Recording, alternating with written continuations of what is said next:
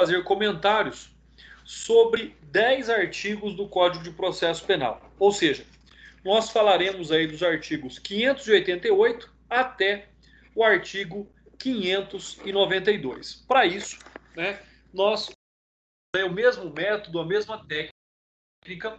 Nós vamos lendo os artigos e vamos fazendo aí os comentários pertinentes sobre cada um deles.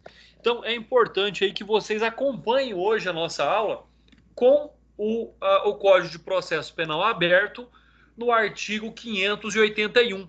Por que o artigo 581? Porque toda a análise que nós faremos hoje é relativa ao artigo 581. Então, para que vocês possam ter uma correta compreensão, é importante que façam, que acompanhem a aula aí, olhando, observando, né, e lendo o artigo 581.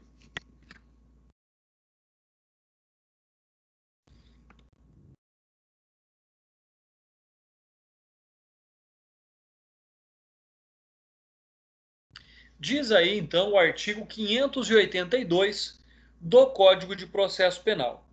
Os recursos serão sempre para o Tribunal de Apelação, salvo nos casos dos incisos 5, 10 e 14. Logicamente, aí ele se refere ao artigo 581 do Código de Processo Penal. Por isso que eu disse que é importante vocês acompanharem para ir aí observando, relembrando as hipóteses, né, de cabimento do recurso em sentido estrito, conforme determina o artigo 581. Então, façam essa análise, façam essas leituras para que vocês possam ter uma melhor compreensão. Diz aí ainda o parágrafo único que o recurso, no caso da hipótese do inciso 14, será para o presidente do Tribunal de Apelação. Bom, quais são as primeiras considerações que nós devemos fazer? A primeira delas é referente à mudança, é referente à reforma do Poder Judiciário que ocorreu em razão da emenda constitucional número 45. Ou seja, hoje não existe mais a terminologia Tribunal de Apelação. Hoje o que nós temos é o Tribunal de Justiça do Estado, e dentro do próprio Tribunal de Justiça do Estado, nós temos lá as divisões em razão de julgamento por competência em razão da matéria, ou seja, direito público, direito privado, direito criminal e assim por diante. Então, na verdade, a única questão aqui seria a adequação, a atualização de Tribunal de Apelação para Tribunal de Justiça, até porque não existe somente o recurso de apelação, que é conhecido pelo Tribunal de Justiça do Estado, tá? Então, nesse momento, ficaria somente aí essas orientações. Um outro aspecto que nós temos que abordar aqui é o fato relativo aí, é o fato inerente à competência do presidente do tribunal na hipótese prevista ali para a interposição do recurso em sentido estrito, né, nos termos do inciso 14 do artigo 581, né, interposição do rese nos termos da hipótese do inciso 14. Um outro fato interessante também que nós devemos aqui dizer é que, quanto ao âmbito da Justiça Estadual, então nós temos o Tribunal de Justiça. Quanto ao âmbito da Justiça, né, da segunda instância da Justiça Federal, nós temos o Tribunal Regional Federal. O que distingue entre um e outro é apenas o julgamento em razão da matéria, crimes, que são aqui, né, de competência da Justiça Estadual, e crimes que são de competência da Justiça Federal. Então são essas situações aí das quais nós temos que observar, então, para que possamos saber aí futuramente a quem compete o julgamento de determinado crime. E nós já sabemos que isso será observado, como eu disse, em razão da matéria, né? Ou até mesmo pela presença do foro privilegiado, no caso aí, tanto do Tribunal de Justiça quanto do Tribunal Regional Federal. Só que, como toda regra, existem também as exceções, ou seja, não mais subsistem as previstas nos incisos 10 e 15, ou seja, as impugnações nesses incisos previstas dirigidas a esses tribunais normalmente, né? Trata-se então agora de uma exceção. A única exceção que tem lá é a do inciso 14, remetendo-se este recurso ao presidente do Tribunal de Justiça ou do Tribunal Regional Federal. Então, essa aí é uma hipótese importante. Ou seja, nós temos que compreender aqui que não mais subsistem, né, tanto o inciso 5º quanto o 10º, também deveriam ser encaminhados ao presidente do tribunal. Porém, isso não acontece mais, restando somente a hipótese do inciso 14 do artigo 581, né, para que seja ali de competência de apreciação do presidente do tribunal. Uma outra questão aqui que nós devemos observar na aula de hoje é o fato de que o Código de Processo Penal ainda não se encontra devidamente atualizado com a reforma do Poder Judiciário. E por que eu digo isso? Porque ele ainda cita, ele ainda não se adequou, não se adaptou ao fato do processo digital, que é o exemplo constante aí que nós observamos no artigo 583, ou seja, ali vai dizer, subirão em próprios autos, né? Peraí, só um instante.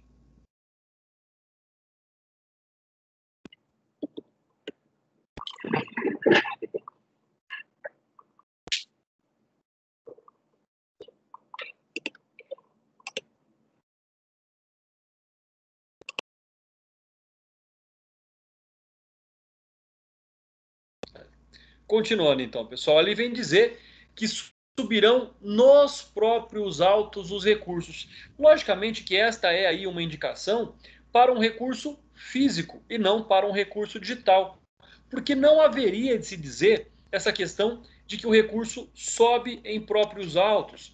E nós veremos mais adiante ainda algumas citações inerentes à existência da formação do instrumento ou a existência da necessidade do traslado, ou seja, o que é o traslado? É a cópia, né? Encaminhamento de cópias do processo, juntamente com o recurso, para que este possa ser ali analisado, então, no tribunal. Por que eu digo isso? Porque quando o processo, o recurso não tem efeito suspensivo, o processo deve continuar tendo seguimento, não pode parar a marcha processual, né? Mas se o recurso deve ser analisado no tribunal, nada mais comum que peças importantes sejam a ele ali então anexadas para que o tribunal possa ter um conhecimento pleno, possa ter um conhecimento ali objetivo sobre essa situação, ou seja, sobre o mérito da qual ali está sendo reanalisado. Então, aqui ele ainda faz para nós a indicação do processo físico, né? E aí vem dizer, quando da interposição de ofício. Pessoal, é um tanto quanto contraditório nós falarmos de interposição de recurso de ofício, ou seja, como se o juiz, né, ali fosse necessário a ele que ele recorresse da própria decisão. E na verdade não é assim que funciona. O que nós temos, na verdade, é a determinação da lei, em algumas exceções, da necessidade da revisão, ou seja, de que aquela decisão seja revista, seja confirmada pelo Tribunal Superior, né? Mas esta é uma hipótese aí também descrita pelo artigo 583. Então, seja, quando o juiz tiver que remeter a reapreciação, a reanálise, algumas hipóteses excessivas de recurso, chamado de recurso de ofício, nesta situação também, por não suspender o trâmite processual, por não ter efeito suspensivo, esse chamado recurso de ofício, necessitaria, em tese, né, se for um processo físico, de que peças acompanhem o recurso. Assim como nas hipóteses aí dos incisos 1, 3, 4, 6, 8 e 10 do artigo 581 do Código de Processo Penal. Todos eles vêm dizer para nós que subirão aos próprios autos, ou seja, o processo inteiro deveria subir ao tribunal, né? Logicamente, se não for um recurso que tem efeito suspensivo, uma cópia, um traslado deveria ficar em cartório para que possa ser consultado pelas partes, para que atos processuais possam ser praticados e assim por diante. Quanto ao inciso 3º do artigo 583, o que nós observamos aí é que, quando o recurso não prejudicar o andamento do processo, né, logicamente que quando ele prejudica o andamento do processo, ele não pode ser mandado nos próprios autos. E aí, a cópia necessária deste processo deverá ficar em cartório. Pensando no processo digital, pessoal, não existe nada disso, né? Não há necessidade, este artigo fica superado. O problema é que ainda nem todos os estados estão com os processos totalmente digitalizados. Para vocês terem uma ideia, no estado de Minas Gerais, agora é que está começando, né, os processos digitais e os processos físicos começam a ser digitalizados. Então, dependendo aí do estado que você vai advogar, eu estou dando o exemplo de Minas porque é um estado também que eu conheço e eu advogo, né? Mas existem outros estados também aí na mesma situação. Quanto ao parágrafo único deste artigo, ele vem falar que o recurso da pronúncia, qual é o recurso da pronúncia? É o recurso em sentido estrito, né?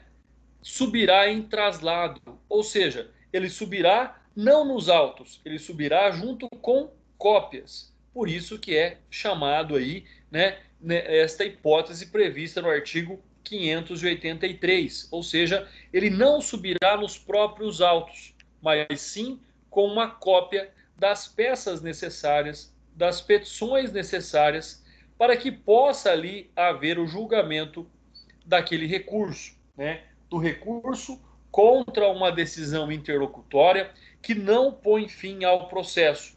E aí, então, quando havendo dois ou mais réus, quando deles se conformar com a decisão ou todos não tiverem sido ainda intimados da pronúncia. Bom, o que nós temos aí?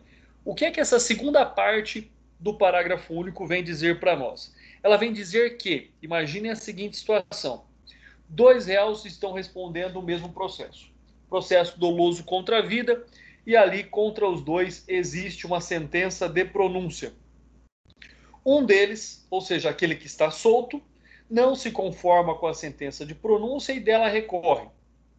Porém, aquele que está preso deseja ali que termine esse julgamento o quanto antes e não recorre. Nesta hipótese, não seria justo, não seria cabível que aquele que está preso aguardasse em cárcere o julgamento do recurso do corréu que está solto. Então, o que nós temos nessa situação? Nós temos nessa situação o fato de que haverá ali um desmembramento do processo.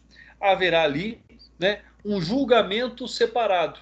Ou seja, para aquele que está recorrendo, logicamente ali demorará mais para que ele alcance o seu objetivo, ou seja, para que ele possa ir também ao tribunal do júri.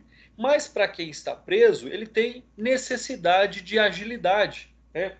E aí, eu dando esta aula aqui para o sexto A antes do intervalo, eu disse a eles que eu me lembrei de uma situação, de um processo do tribunal do júri que eu trabalhei lá em Votuporanga, né? Que foi uma tentativa de homicídio, boate totem, quando alguns jovens espancaram outro jovem quase até a morte, e este jovem ele teria então ficado com sequelas. O que aconteceu? No caso, eram muitos pronunciados e o meu cliente foi o último a ser julgado. Por quê? Porque acabou o recurso dele demorando mais do que os outros. Então, para aqueles que não recorreram, para aqueles que recorreram Primeiro, o júri foi acontecendo, né, porque estavam também presos. E no caso ali, para os que recorreram, foi demorando-se mais tempo, né? Não vou dizer ganhar tempo, porque não havia nenhum aí objetivo em demorar no recurso, não foi esse o desejo, mas acabou tendo ali a separação do julgamento em plenários diferentes do tribunal do júri, né? Então é importante também aí que nesta hipótese, o recurso da pronúncia, ou seja, o rese, suba de fato ao tribunal, né, ao juízo ad quem, em traslado, ou seja, com cópia de petições do processo. Aqui é a explicação anterior, não tem nada aí que venha acrescentar, senão, né, para garantir o prosseguimento do feito, já que o rese não tem efeito suspensivo, né, dá-se aí então a formar um instrumento, exceto nos casos enumerados neste artigo, porque, como vê ali, né, como nós observamos, nos termos dos incisos 1 e 3, o recurso será julgado aí nos próprios autos. Os autos todos, né, o processo completo, sobe ao tribunal. Então, nessas três hipóteses. A exceção é o parágrafo único, do qual existe a necessidade do traslado. Traslado nada mais é do que um instrumento. E aí, olhe mais uma semelhança entre o recurso em sentido estrito e o agravo de instrumento. Então, essa é uma questão então bastante interessante também, do qual nós devemos ter essa análise. Ou seja, né, mais uma vez aí, a semelhança que existe entre o agravo de instrumento para o processo civil, bem como o recurso em sentido estrito para o processo penal. Então, são semelhanças aí que nós devemos apontar para que futuramente não haja aí nenhuma confusão. Pluralidade de réus em caso da pronúncia. Conforme eu já expliquei também a segunda parte final lá do parágrafo único do artigo anteriormente analisado, quando então em crimes dolosos contra a vida ou até mesmo, né, quando ali, porque no crime doloso contra a vida, como ele não põe fim ao processo, existe mais um ato a ser ali praticado. Se fosse um processo comum, para aquele que não recorreu, já haveria o trânsito em julgado e o início da execução da pena. Por isso que existe aqui a necessidade dessa análise no tocante à pluralidade de réus em caso de pronúncia. Por quê? Porque o processo não se pôs fim. E como nós ainda temos a necessidade da realização do Tribunal Popular, é onde nós devemos ter aqui nessas hipóteses, né, o desmembramento do processo para que possa ali, então, aqueles que não recorrerem já alcançarem o seu objetivo, que seria o julgamento pelo Tribunal Popular. Quanto ao artigo 584, os recursos terão efeito suspensivo. Pessoal, percebam aqui, olha só, efeito suspensivo é a exceção. A regra, ela cabe apenas ao efeito devolutivo. Ou seja, o efeito suspensivo é a exceção, enquanto o efeito devolutivo é a regra. Nem todos os recursos e nem todas as hipóteses de recursos têm efeito suspensivo. Aí você vai perguntar, bom, se o recurso que eu interpus não tem efeito suspensivo, como é que eu faço para consegui-lo, né? Se tratar de um direito líquido e certo, pode-se então entrar com um mandado de segurança a fim de garantir o efeito suspensivo também a este recurso, né? Então esse é um fato interessante. Mas nessas hipóteses aqui, como exceção, né, vem dizer que os recursos terão efeitos suspensivos em quais hipóteses? Primeira delas, perda da fiança. Segunda delas, concessão de livramento condicional. E lá nas hipóteses dos incisos 15, 17 e 24 do artigo 581. Então, são exceções à regra que os recursos, né, nos termos tanto do recurso em sentido estrito, quanto da perda de fiança e quanto da concessão de livramento condicional, tenham aí o efeito suspensivo, o efeito recursal, que suspende o trâmite da ação enquanto não se julgar ali o recurso, né? Quanto ao parágrafo 1º, ele vem dizer que ao recurso interposto de sentença de impronúncia, qual é o recurso interposto em sentença de impronúncia? Recurso de apelação. Por que é o recurso de apelação? Porque a impronúncia põe fim ao processo, mesmo não julgando o mérito. Ou seja, né, ela põe fim ao processo, absolve o réu por falta de provas, pela ausência dos elementos mínimos necessários, seja da autoria ou da materialidade. Então, por isso é que observa-se, então, esse critério, ou seja, que nesta hipótese do recurso interposto da sentença de impronúncia, ou lá no caso do inciso 8º, também do artigo 581, devemos lá buscar aquilo que diz os artigos 596 e 598, né, do Código de Processo Penal. E eles nós veremos aí, então, somente na próxima aula. Vamos deixar na próxima aula, nós analisamos eles. Quanto ao parágrafo 2º, ele trata, então, do recurso da pronúncia. Pronúncia é uma decisão interlocutória que não põe fim ao processo, que define que estão presentes os indícios mínimos de autoria e materialidade, do qual submete, então, o acusado ao julgamento pelo tribunal do júri. E nessa situação, suspenderá, então, tão somente o julgamento. Ou seja, é um efeito suspensivo limitado. Por quê? Porque nós sabemos que o tribunal do júri tem 3 fases. A fase de instrução, a fase preparatória do plenário e o próprio julgamento em plenário do tribunal do júri. Então, nesta hipótese aqui, o efeito suspensivo suspende somente a 3ª fase do julgamento do tribunal do júri.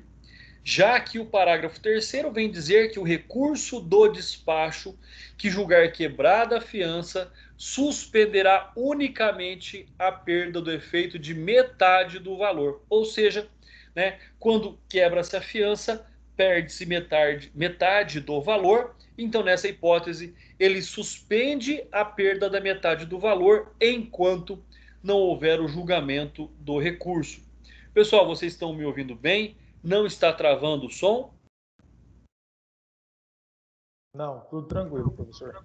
Então, maravilha. Vamos continuar, porque na primeira aula estava travando o som, era em razão da câmera, então estava pesando aí a nossa aula. Bom, continuando.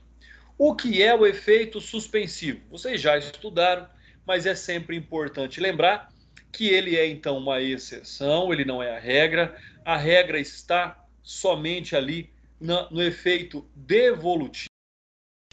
Então, essa sim seria uma regra, tá bom? O efeito suspensivo não é regra quanto aos recursos. Então, isso é importante também aí nós frisarmos. Quanto ao recurso em sentido estrito, não deve suspender o curso do feito, exceto na perda lá da fiança, que nós vimos então que se suspende, né, a perda da metade da fiança em caso de quebramento, ou na denegação ou julgamento de deserção de apelação, ou seja, interpôs-se o recurso correto que era apelação, por algum motivo, seja, por exemplo, a intempestividade, o juiz não recebe esse recurso, e aí interpõe-se o recurso em sentido estrito para que possa o recurso de apelação alcançar o tribunal e assim ser julgada por ele. Então, esses são 2 aspectos aí bastante importantes quando nós observamos também a análise do efeito suspensivo sobre o recurso em sentido estrito. Impropriedade do termo, pessoal. Olha só, nós nunca podemos aí deixar de observar. Vamos voltar ali no artigo. Olha só o que ele fala. Vamos observar. Vamos apagar aqui para que não haja aí confusão mental com tanto rabisco. Deixa eu pegar aqui onde é que ele fala. Olha só. Olha onde é que está o problema. O recurso do despacho que julgar quebrada a fiança. Pessoal, isso não é um despacho. Isso é uma decisão. Despachos são atos administrativos para impulso da marcha processual. Então, nós não podemos confundir despacho de decisão e de sentença, tá? Despacho, ato administrativo de impulso processual. Decisão interlocutória, tá? E sentença de mérito. Então, são critérios aí bastante importantes, né? Vamos pensar, sentença, ela é terminativa, que pode julgar o mérito ou não. André, me dá um exemplo. Sentença de impronúncia, ela é terminativa, que não julga o mérito. Sentença absolutória, ela é terminativa com julgamento de mérito, tá? Então, o que nós temos? Está errado quando o legislador chama de despacho aquilo que, na verdade, é uma decisão. Erra o legislador, chamado aí por muitos de legislador tiririca, que não entende o que está fazendo. E o pior, né? Por análise e reanálises de jurisconsultos, continua ainda com o termo errado a nossa legislação. Mas vamos compreender da forma correta, então. Não se trata de despacho, mas de verdadeira decisão interlocutória, que lida com a liberdade de ir e vir do réu, ou seja, olha aí um direito fundamental do indivíduo, do ser humano. É preciso, então, observar que, não havendo efeito suspensivo, mas sendo concreta a possibilidade de prisão, cabe um habeas corpus para combater a decisão proferida. Então, esse é um aspecto bastante importante. Naquela hipótese, caberia, então, habeas corpus por se tratar de um direito fundamental do indivíduo, que é o constrangimento ilegal da liberdade de ir e vir do réu. Artigo 585. O réu não poderá recorrer da pronúncia senão depois de preso, salvo se prestar fiança nos casos em que a lei admitir. Pessoal, vamos pensar o seguinte. O que está dizendo aí? Está dizendo que o réu sempre será preso para poder recorrer da pronúncia. E isso está totalmente incorreto. Mudou, né? Não é mais dessa forma. Aí, a partir do momento que diz o seguinte, o réu poderá recorrer da pronúncia, mesmo se ele não for preso. Por quê? Porque agora o que se analisa, né, posteriormente aí a mudança legislativa, é que o que se deve observar são se ainda estão presentes os requisitos do artigo 312 do Código de Processo Penal. Porque quando nós falamos de prisão, nós temos que lembrar que existem 3 espécies de prisão. Ou seja, prisão em flagrante, prisão temporária, que é por um tempo determinado, né? Ou seja, 5 dias, prorrogável por mais 5 dias em crimes comuns, 30 dias, prorrogável por mais 30 dias em crimes hediondos. Lembre-se ainda que, ao final da prisão temporária, se ela não for convertida, né, pelo reconhecimento dos requisitos do artigo 312 em prisão preventiva, automaticamente o réu será posto em liberdade. Então, a prisão preventiva, a prisão temporária, ela é chamada de prisão inquisitorial, que normalmente ela é decretada durante o inquérito.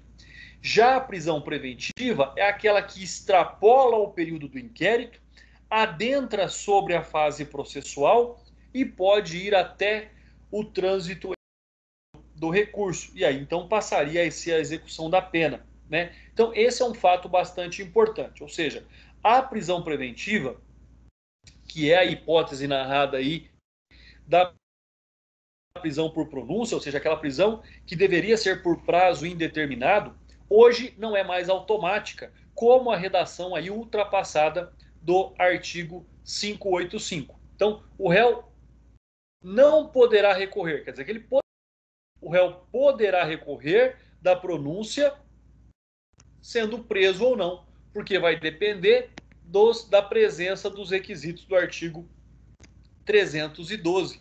Né? Então não é mais automático, até porque a liberdade é a regra e a prisão é a exceção. Ou seja, não se leva mais em conta de forma isolada fatores da primariedade ou bons antecedentes. Eles devem ser analisados, mas além deles, devem ser analisados também lá os requisitos do artigo 312, ou seja, né, a garantia da instrução processual.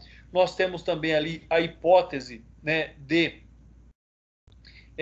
clamor social, todos aqueles aspectos lá relacionados no artigo 312. Bom, artigo 586. O artigo 586 trata, então, né, da voluntariedade do recurso. Ou seja, o recurso voluntário poderá ser interposto no prazo de 5 dias. Então, aqui nós temos uma regra em caso de omissão, quando, né, do artigo que trata de algum recurso específico, nós sabemos que a regra para interposição de recursos é de 5 dias. André, será de 5 dias para todos os recursos? Não. Por exemplo, embargos de declaração, o prazo é de 2 dias. Né? Ou, por exemplo, recurso interposto pelo querelante porque o Ministério Público não recorreu. Prazo de 15 dias. Então, nós temos algumas outras hipóteses. Né? André, qual recurso segue, então, o prazo de 5 dias? O recurso de apelação. O recurso de apelação, nós sabemos que ele é um recurso de petições compostas ou de petição composta. Nós temos a petição de interposição, depois nós temos a apresentação das razões recursais. Petição de interposição, 5 dias, depois o escrivão, conforme diz o texto da lei, no prazo de 2 dias vai intimar o recorrente para, no prazo de 8 dias, apresentar as suas razões. Né? Uma outra exceção à regra aí do prazo de 5 dias, ele é tratado aqui no parágrafo único, quando então ele fala também, né, da hipótese aqui do prazo de 20 dias, quando o recurso se tratar ali do inciso 14 do artigo 581 do recurso em sentido estrito, ou seja, no caso ali de recurso contra algum jurado que tenha sido incluído ou excluído da lista geral. Então, terá ali o prazo de 20 dias a partir ali da publicação definitiva da lista dos jurados. Então, temos prazos também aí diferentes à regra. Qual é uma exceção à regra que nós temos? Então, olha só. No caso aí do Ministério Público, né, como sempre, a gente sempre observa ali que o Ministério Público ele tem prazos impróprios para apresentação da denúncia, né, muitas vezes ali para manifestações, mas no caso do recurso, não. No caso do recurso, o prazo do Ministério Público é um prazo próprio. Ou seja, se ele não recorre no prazo estipulado na lei, né, preclui ali o seu direito de recorrer. Na hipótese, né, dele não apresentar recurso em sentido estrito, em caso de decisão de decretação da extinção da punibilidade, ou seja, reconhecimento de prescrição, por exemplo, pode lá o querelante, por meio do seu advogado, né, habilitar-se como assistente da acusação, e aí olha só um prazo diferente, então, 15 dias contados da data que findar o prazo do Ministério Público, podemos aqui ter também um recurso apresentado somente pelo querelante, né? Assim como lá no início da ação penal, quando o Ministério Público passa em habeas o prazo para ele apresentar a denúncia, abre-se então a possibilidade para que a parte, né, assim apresente a sua queixa-crime subsidiária da ação penal pública. Então esse é um fato aí também bastante importante. Uma outra situação que nós devemos aqui abordar é o prazo do Ministério Público. Ou seja, conta-se a partir do momento em que esses autos são entregues ao setor competente de recebimento. Ou seja, primeiro tem que ter a certeza que o Ministério Público está na posse dos autos ou acessou o sistema, está disponível para ele, para que só então comece ali a contar o prazo sobre essa situação. Tá? Então, essa é uma análise bastante interessante sobre essa situação.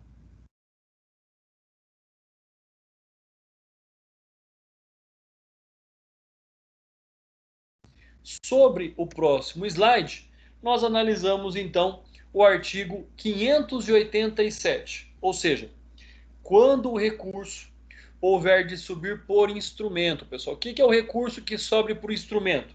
Ele não sobe nos autos principais e peças do processo principal, a eles são ali aglutinadas para que o tribunal possa reconhecer daquele mérito discutido.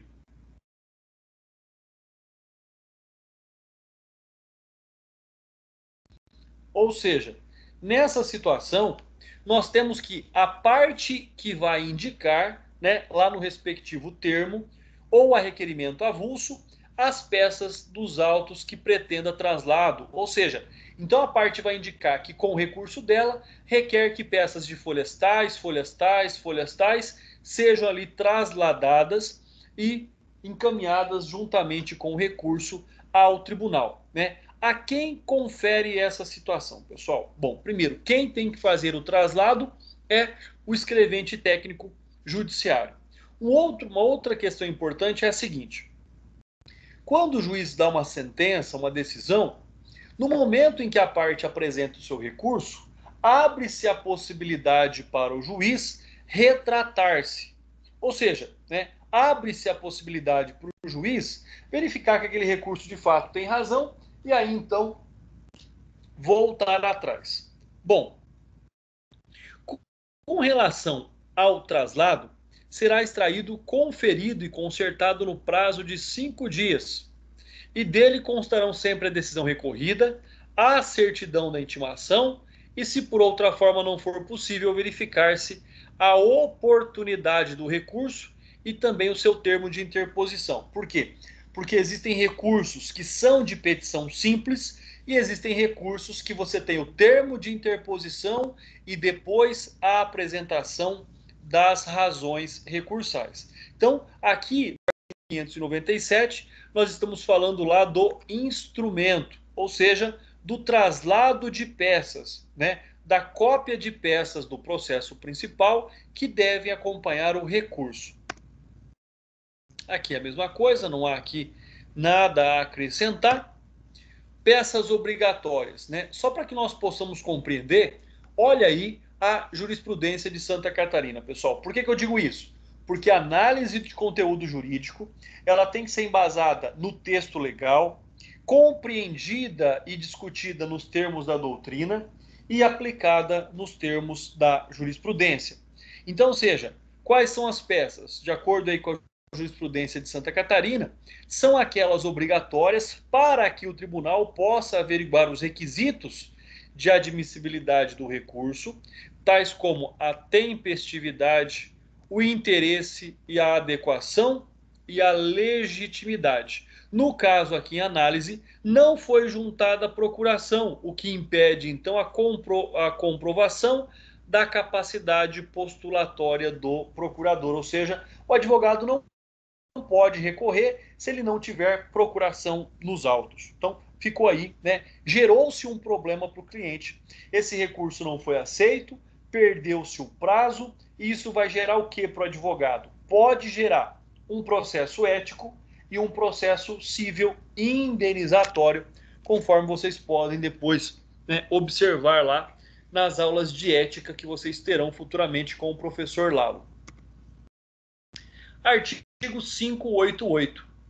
Dentro de 2 dias, contados da interposição do recurso, ou do dia em que o escrivão, extraído o traslado, o fizer vistas ao recorrente para oferecer razões, e em seguida, aberto vistas ao recorrido por igual prazo. Então, o que nós temos aqui? Eu vou lá, faço a petição de interposição do recurso de apelação. Recebido o recurso, a interposição, no prazo de 2 dias eu vou ser intimado para apresentar as razões do meu recurso.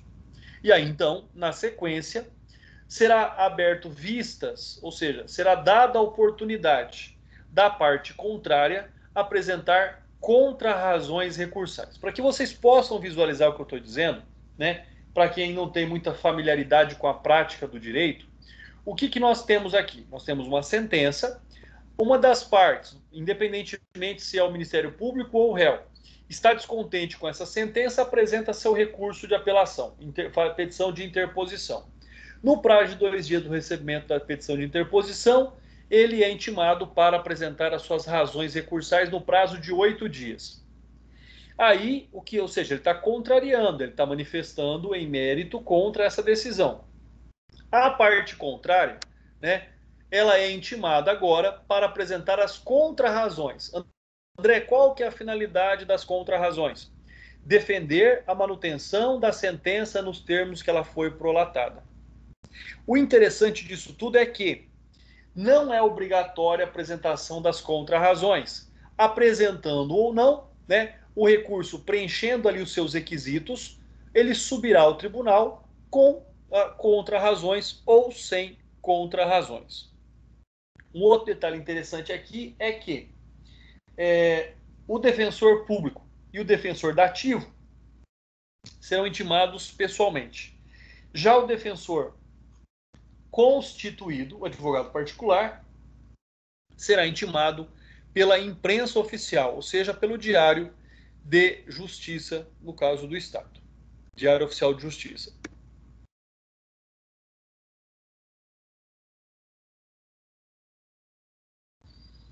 Pessoal, aqui na verdade é o esclarecimento que eu já fiz para vocês, não tem aí nenhuma outra situação. Só um fato que eu acho interessante citar aqui seria aqui a jurisprudência do Tribunal de Justiça do Rio Grande do Sul, que é um assunto que nós já estudamos, só para vocês poderem ver o contexto da análise da apresentação do recurso de correição parcial, né?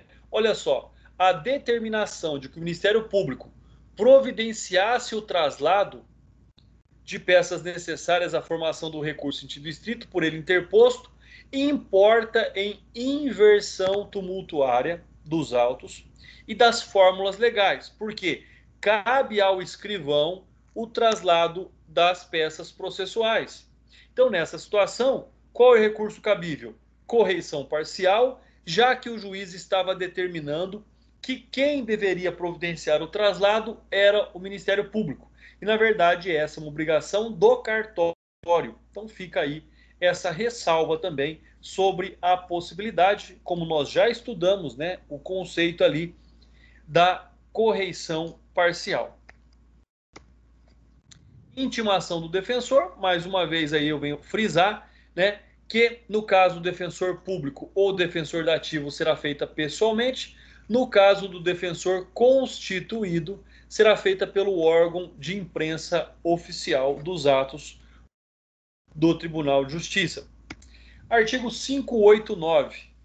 Com a resposta do recorrido ou sem ela, ou seja, com as contrarrazões ou sem ela, o recurso será o recurso concluso ao juiz, que dentro do prazo de 2 dias reformará ou sustentará seu despacho, mandando instruir o recurso com os traslados que lhe parecem necessários. Pessoal, lembrando que se for um processo eletrônico, não há que se falar em traslado, não há que se falar em formação de instrumento, somente se ele for um processo físico, tá? Um outro aspecto aqui que nós temos que analisar no artigo 589 é que dá-se a possibilidade, conforme eu já havia dito para vocês, do juiz retratar-se. Então, o que nós temos? Olha só, tem a sentença, a parte vai lá e apresenta o recurso com as suas razões.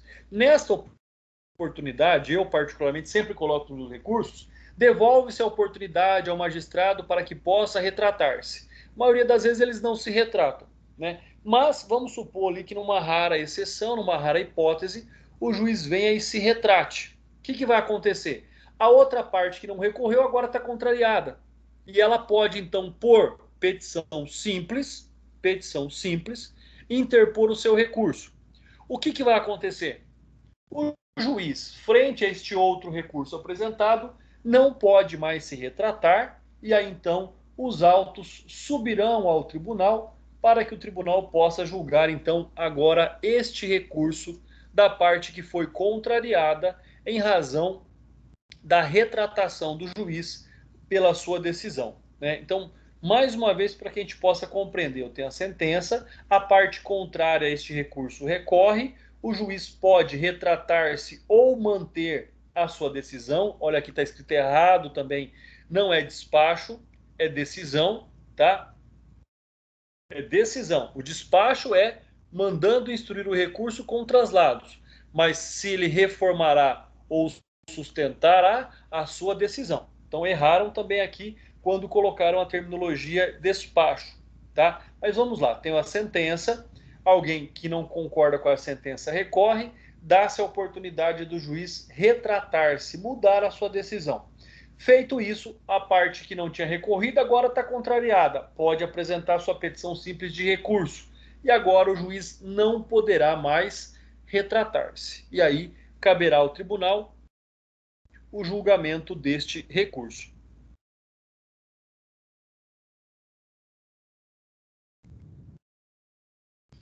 Uma outra questão aqui é também com relação ao agravo em execução, ou seja, da qual ele segue o mesmo rito do recurso em sentido estrito, que também oferece a possibilidade ao juiz da execução penal em retratar-se, né?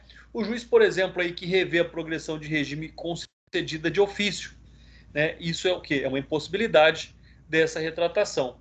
O juízo de retratação deve ocorrer somente nas hipóteses expressamente previstas em lei, como já se viu. Então, se ele conceder de ofício aqui a progressão de regime, ele não pode retratar-se, porque seria uma retratação prejudicial ao réu. E aí vem a doutrina frisar aquilo que eu já disse, ou seja, a terminologia errada quanto a despacho. O correto seria ali uma decisão interlocutória e não despacho. Inversão do recurso. Olha o que diz aí o Tribunal de Justiça de Minas Gerais. Nos termos do parágrafo único do artigo 589 do Código de Processo Penal, o recurso seguirá para a instância adquém, independentemente de novos arrazoados. No caso do juiz ACO, se retratar e a parte prejudicada, então, ali recorrer da nova decisão por meio de uma petição simples. Então, percebam que nesse momento, né, mesmo que seja aqui um recurso de apelação, não há necessidade da petição de interposição e, posteriormente, das razões apresentadas. Nesta hipótese, o recurso será interposto por uma petição simples, uma petição ali que reúna tanto a interposição quanto o ataque ao mérito desta decisão retratada. Desta decisão, então, aqui, retratada, pessoal. Bom, na sequência, temos aí os 3 últimos artigos em análise. Né? Artigo 590. Quando for impossível ao escrivão extrair o traslado no prazo da lei, qual que é o prazo da lei, né? Nós já vimos lá, poderá o juiz prorrogá-lo até o dobro. Aqui sim é um despacho. O juiz despachará prorrogando o prazo até o dobro. Artigo 591. Os recursos serão apresentados ao juiz ou tribunal adquém dentro de 5 dias da publicação da resposta do juiz ACO ou entregues ao correio dentro do mesmo prazo. Quer dizer que, estando o recurso aceito pelo juiz da primeira instância, no prazo máximo de 5 dias, ele deve ser encaminhado ao tribunal. Já o artigo 592 diz o contrário. Julgado no tribunal, no prazo de 5 dias, ele deve descer à comarca de origem, né, para que haja ali a execução da pena ou, se for reformada a sentença, medidas cabíveis quanto à absolvição do réu. Então, esse é um aspecto aí, então, bastante interessante também, pessoal. A questão do prazo não nos compete muito, já que são atos puramente administrativos, mas é importante que nós possamos conhecer os prazos, né, de movimentação processual com relação aos recursos. Aqui é essa análise que nós já fizemos e terminamos então aí os slides referentes à nossa aula, pessoal. Havendo dúvidas, eu estou aqui à disposição de vocês, né? E não havendo dúvidas, desejo aí uma excelente semana, que seja muito próspera, de muita saúde e muita paz a todos.